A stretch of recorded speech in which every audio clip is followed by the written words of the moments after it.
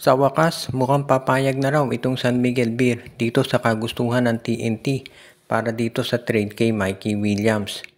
Mukhang ang gusto raw ng TNT ay tatlo ang magiging kapalit nitong si Mikey Williams at parang payag na ang SMB.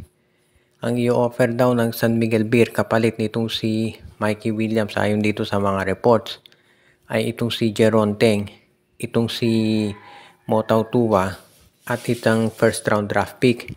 So si Teng, si Tautuwa at isang first round draft pick. Ang gagawin naman ng San Miguel kapag nakuha na nila itong si Mikey Williams ay ite-trade naman nila itong si Andreas Cahilig para dito kay William Navarro para meron silang center na magagamit. At posible rin na baka itong si Chris Ross ay i-trade din dito sa Northport Batang Pier para makuha naman nila itong si Evan Nelly o kaya itong si Cade Flores. So ibig sabihin, yung pag-trade ng San Miguel dito kay Mikey Williams, hindi dyan magtatapos yung galawan ng SMB. Ang gusto ng San Miguel, dahil alam nila mawawala ito si Teng at si Tautua, kukuha din sila ng isang power forward at isa pang center na pwedeng pumalit doon sa dalawang mawawala. Sa panig naman ng TNT, kung makukuha nila si Teng at itong si Tautua, magagamit nila yan dahil si Tautua, naglaro na dati yan sa TNT. So magagamit yan ni Coach Chot Reyes. O kaya naman po pwede na itong si Teng at si Tautua gamitin niya bilang mga trade assets para makuha itong si Christian David at si Cedric Bearfield. O kaya naman itong si Robert Bolick mula dito sa NLEX Road Warriors. So not necessarily na pag napunta itong si Tautua at si Teng dito sa TNT mananatili sila dyan. Ang malamang nga mangyari, i-trade yan itong si Coach Chot Reyes dito sa ibang koponan ng MVP Group. Samantala naman, itong Northport Batang Pier, sunod-sunod na yung mga pagkatalo nito. At hindi na nakapagtataka yan dahil marami nga nagsasabi na itong Northport talaga nag-i-struggle ever since nung nawala ito si Arvin Tolentino. At parang ito raw ang gagawing dahilan ng management para sila ay mag-revamp na. Ibig sabihin, magkakaroon ng matinding palitan ng tao dito sa Northport Batang Pier. At ang magiging tanong na lamang ay kung sino-sino yung mga magiging involved dito.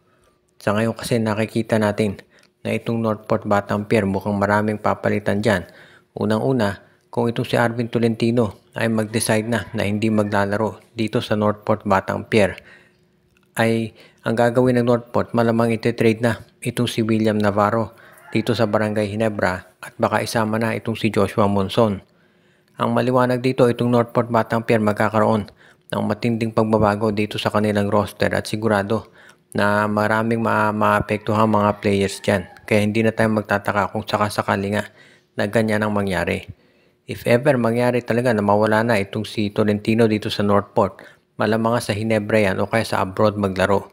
Pero sa ngayon mukhang itong si Navarro ang mapupunta dito sa Barangay Ginebra at baka masama pa yung first round draft pick nitong Batang Pier.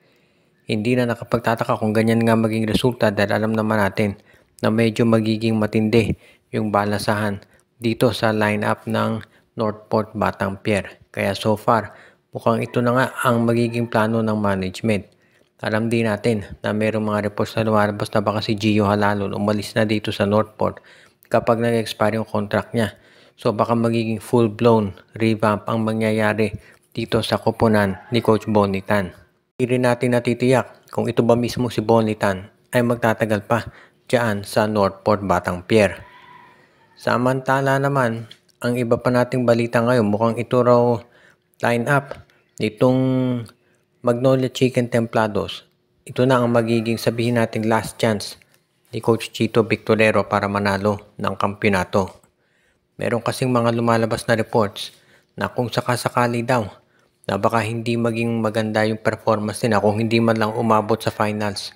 Itong Magnolia Chicken Templados kahit na naka 6-0 na sila na record, ay malamang daw na tanggalin na talaga si Victorero. Kahit gaano pa kaganda, kahit gaano pa raw ka-close ang relationship nito dito sa management ng SMC. Kasi nga naman, habang gumaganda lalo ang start nitong Magnolia Chicken Templados, lalong tumitindi yung pressure sa kanila na manalo na makaabot dito sa finals at manalo ng kampiyonato. Dahil yan naman talaga ang inaabangan ngayon ng marami kung ano ang gagawin nitong Magnolia Chicken Templados. As it is, kinakailangan kung ikaw ang Magnolia, magawan mo talaga ng paraan para masustain ito. Dahil syempre yung mga fans ng Magnolia, kabisado na yung strong start ng kanilang koponan. At ang gusto nila ngayon ay masiguro na sa mga susunod na araw maging consistent talaga sila hanggang sa playoffs. Dahil ilang beses nang nakita ng fans ng Magnolia na maganda naging simula nila, pero nung bandang huli ay hindi rin natuloy yung mga pangarap nila na manalo ng kampyonato. Kaya hindi na bago sa Magnolia yung ganitong magandang simula, pero sa bandang huli kinakapos. Kaya nga intro boys ang tawag sa kanila. Dahil dito, alam natin na may pressure dito kay Chito Victolero at pati na sa mga players na mag-deliver talaga. At kapag ito ay nagawa nila, masisiguro natin na magiging mas maganda talaga ang kalalagyan ditong Magnolia Chicken Templados. Sa ngayon, kinakailangan talaga na magkaroon ng pagbabago dito sa sistema na paiiralin sa Magnolia. At ang huli nating balita, wala pa rin tayong nakikita na tinatawag na sabihin na nating sign na ito si Jordan Heading ay babalik na dito sa Converge Fiber Xers.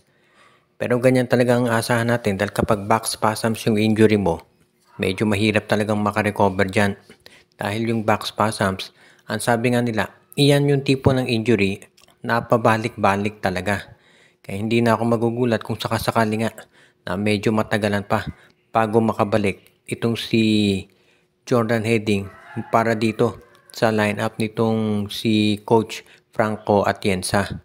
Ganun pa man, maganda pinapakita ng ibang mga players ng Northport, particular na itong si Alex Stockton na naka 33 points doon sa panalo nila kontra dito sa Northport Batampier na magsunod na ang talo. Kaya sa ngayon, dito natin masasabi talaga na mukhang maganda ang kinalalagyan nitong Northport, nitong Converge Fiber Xers. Sa ngayon, marami naniniwala na itong Northport Batampier ay magkakaroon ng revamp dahil sunod-sunod ang talo. Pero itong Converge Fiber Xers, mukhang maganda talaga ang sitwasyon nila kaya wala tayong nakikita na posibleng magiging pagbabago dito sa kanilang lineup. Kaya abangan na lang natin kung anong gagawin nitong Northport Batampier kung sakasakali nga na magpatuloy yung ganitong sitwasyon kung saan baka mahirapan talaga sila dito sa kanilang lineup. As it is, alam natin na itong Northport gagawin lahat o itong Converge gagawin lahat para sila ay makapasok sa finals. At kabilang na nga dyan syempre yung mga matinding performance na aabangan natin mula doon sa kanilang mga top players.